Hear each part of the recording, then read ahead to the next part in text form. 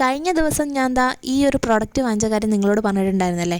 അപ്പം ഞാൻ വിചാരിച്ചു ഇന്ന് ഇതിനകത്ത് പൊടികളൊക്കെ ഇട്ട് സെറ്റാക്കി വെക്കാമെന്ന്. അപ്പോൾ കാര്യങ്ങൾ അങ്ങോട്ട് എളുപ്പമാവുമല്ലോ.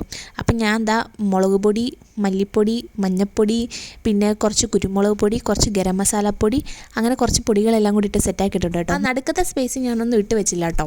അപ്പോൾ തലേദിവസം നമുക്ക് കുറേ ചോറ് മിച്ചം വന്നിട്ടുണ്ടായിരുന്നു. അപ്പോൾ ഞാൻ വിചാരിച്ചു ഇന്ന് അതൊന്ന് തിളപ്പിച്ച് വാർത്ത് ഇന്നത് കഴിക്കാമെന്ന് ഓർത്തു. അപ്പോൾ വെള്ളമൊക്കെ തിളച്ചപ്പോഴത്തേക്ക് ഞാൻ അരിയൊക്കെ ഇട്ടൊന്ന് തിളപ്പിച്ച് വാർത്തിട്ടുണ്ട്. അപ്പോൾ തലേദിവസം നമ്മൾ മത്തിയും കൊഴുവയൊക്കെ വാങ്ങിച്ചിട്ടുണ്ടായിരുന്നു. അത് ഫ്രീസറിൽ നിന്ന് എടുത്ത് വെള്ളത്തിൽ ഇട്ട് വെച്ചിട്ടുണ്ട്. അപ്പോഴത്തേക്ക് എനിക്ക് ഭയങ്കരമായിട്ട് എന്തോ ഒരു വിശപ്പിൻ്റെ വിളി വന്നു. റൂമിൽ പോയി നോക്കിയപ്പോൾ ആകപ്പാടുള്ളത് ഒരു മൈസൂർ പാക്കാണ്. അങ്ങനെ അതെടുത്ത് കഴിച്ചു. പിന്നെ വൈകിട്ടായപ്പോഴത്തേക്ക് മീനൊക്കെ വറുക്കാൻ വേണ്ടി എടുത്ത് വെച്ചിട്ട് ആദ്യം കൊഴുവൽ വറുത്തു, പിന്നെ കുറച്ച് കഴിയുമ്പോൾ 2 മത്തിയും കൂടെ എടുത്ത് വറുത്ത് കേട്ടോ. അങ്ങനെ ഞാൻ മീനൊക്കെ വറുത്തോണ്ട് നിന്നപ്പോഴത്തേക്ക് പുറകെ കൂടി എന്തോ ഒരു വല്ലാത്ത സൗണ്ട്. നോക്കിയപ്പോഴത്തേക്ക് ശരത്തേട്ടൻ ഓഫീസിൽ നിന്ന് നേരെ മീൻ കട്ടെടുക്കാനാണ് വന്നത്. ഡ്രസ്സ് പോലും മാറാതെ വന്ന് ആ മീനെടുത്ത ആ ഒരു മനസ്സ് നമ്മൾ കാണാതെ പോകരുത് ഗൈസ്.